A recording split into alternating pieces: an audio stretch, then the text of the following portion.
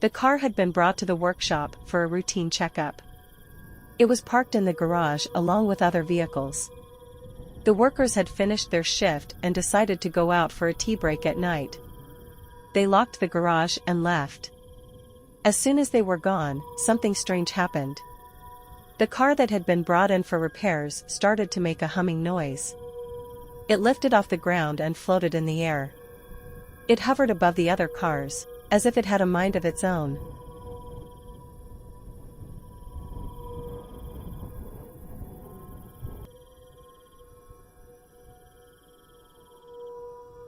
The car remained in the air for a few minutes. It did not move or make any other sound. It seemed to be waiting for something.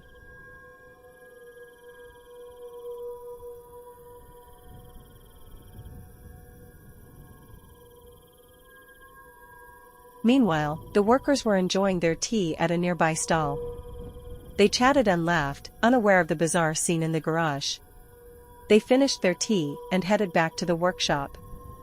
As they approached the garage, they saw the car in the air. They could not believe their eyes. They thought they were dreaming or hallucinating. They rubbed their eyes and pinched themselves, but the car was still there. They were shocked and terrified. They wondered what was going on. They thought the car was possessed or cursed. They feared it might fall on them or attack them. They screamed and ran for their lives. They did not dare to go near the garage. The car watched them run away. It seemed to be amused by their reaction. It stayed in the air for a while longer. Then it slowly descended and landed on the ground. It returned to its original position, as if nothing had happened. The car was silent and still. It waited for the next day, when the owner would come to pick it up. It had a secret that no one knew. It was not an ordinary car. It was a flying car.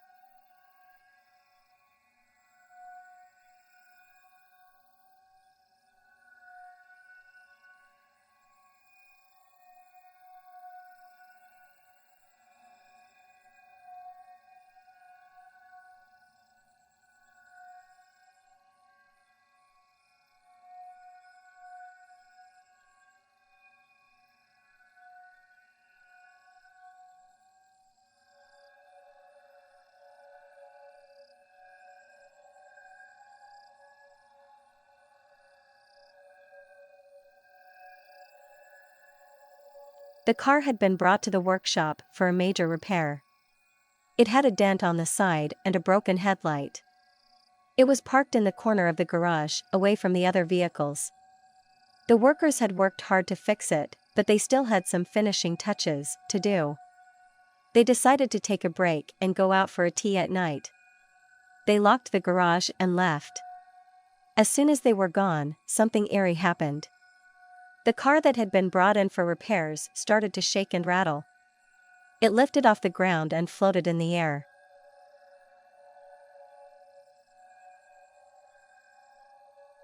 It hovered above the other cars, as if it was looking for something.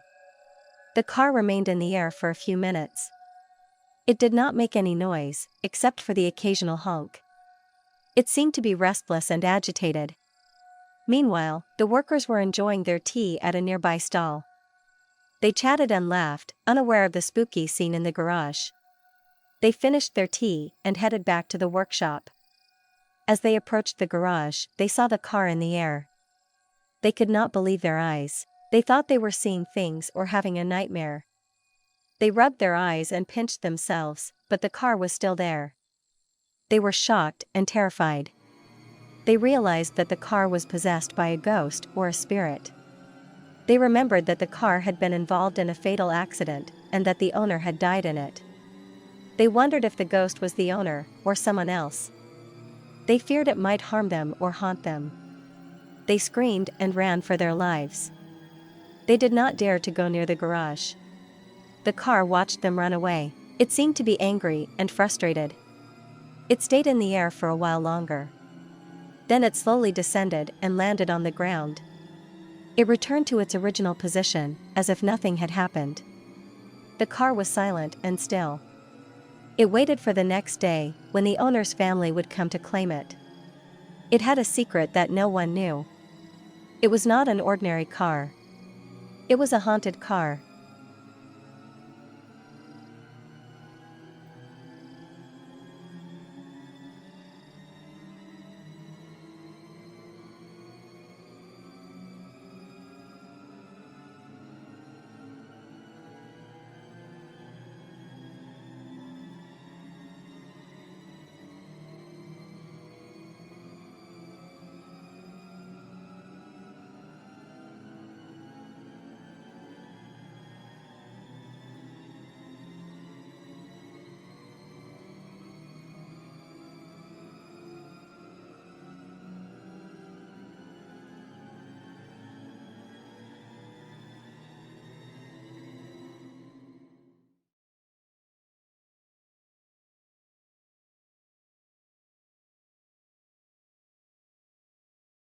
The sun was setting over the city, casting long shadows on the streets. Two workers were finishing their work on the third floor of an old building that was being renovated. They had been working hard all day, installing new windows and doors, painting the walls, and fixing the electrical wiring. They were looking forward to going home and relaxing with their families. As they walked past the CCTV camera, they heard a loud thud from behind them. They stopped and looked back, but saw nothing out of the ordinary. They shrugged and continued walking. As they waited, they heard another noise from behind them. As the workers walked toward the commotion, they see the back table move by itself. The workers get scared and try to run away.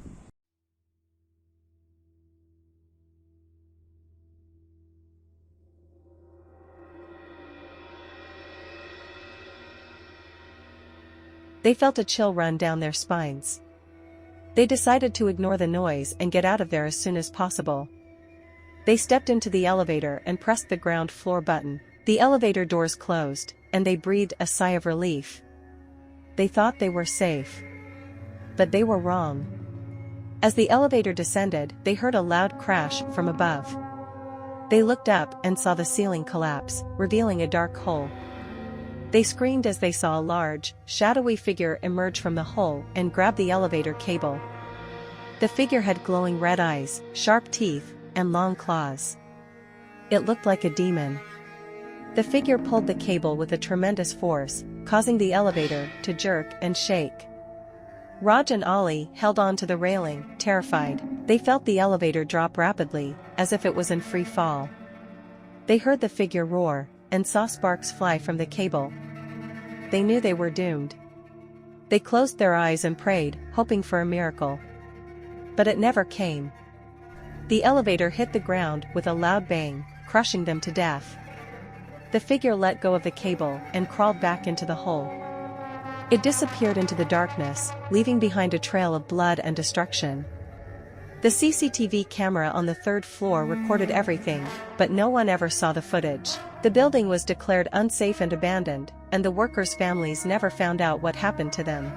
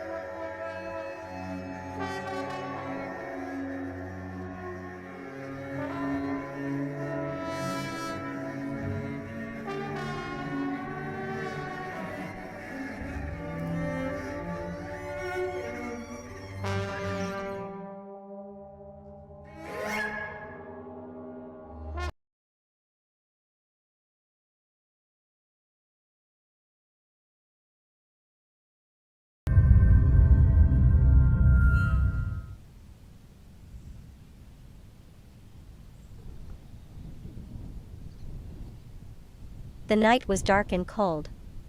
The street lamps cast a dim light on the deserted road. It was past midnight, the time when most people were already in their beds, dreaming of a better tomorrow. But not Sam.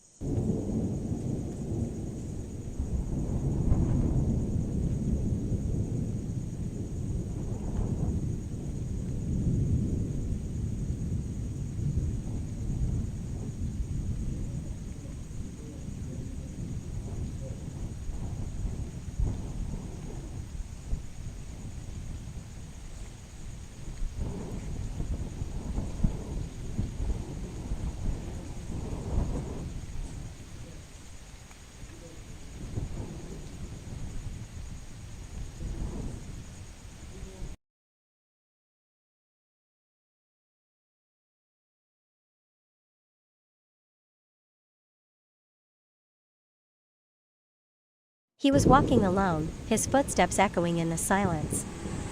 He had just finished his night shift at the convenience store, and he was heading home.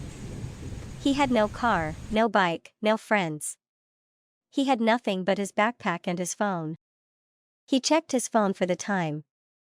12:15 a.m. He sighed. He still had a long way to go. He wished he could afford a taxi, or at least a bus. But he knew he had to save every penny he could. He had bills to pay, debts to clear, and a sick mother to take care of. He tried to distract himself by listening to some music on his earphones.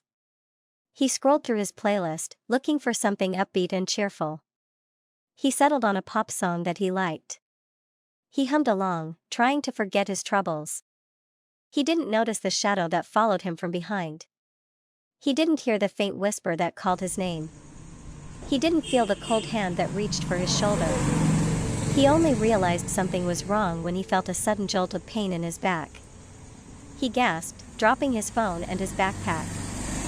He turned around, expecting to see a mugger or a thug. But he saw nothing. Nothing but a pair of glowing red eyes and a twisted smile. He screamed as the ghostly figure lunged at him. He felt its teeth sink into his neck, its claws dig into his chest.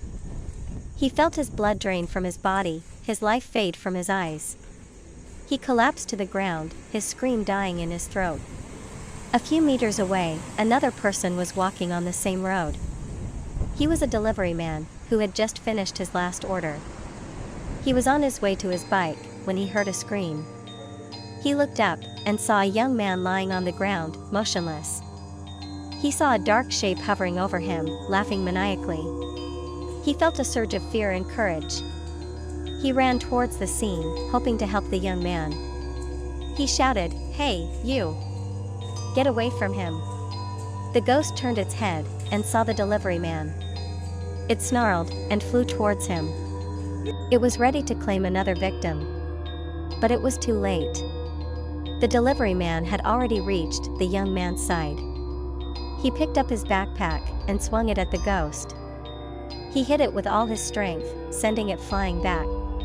He grabbed the young man's phone and dialed 911. He hoped it was not too late to save him.